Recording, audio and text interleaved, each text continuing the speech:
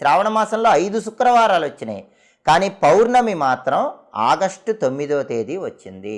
August 9 శనివారం పౌర్ణమి అయింది కాబట్టి ఆ పౌర్ణమికి ముందు వచ్చే శుక్రవారం ఆగస్టు 8వ తేదీ వరలక్ష్మి వ్రతం చేసుకోవాలి. అయితే ఇక్కడ కొంతమంది ఆడవాళ్ళకి సందేహం వస్తుంది. ఆ సమయంలో రజస్వల దోషాలు ఉంటాయి, ఆడవాళ్ళకి ఇబ్బంది వస్తుంది. అలాంటప్పుడు ఏం చేయాలి?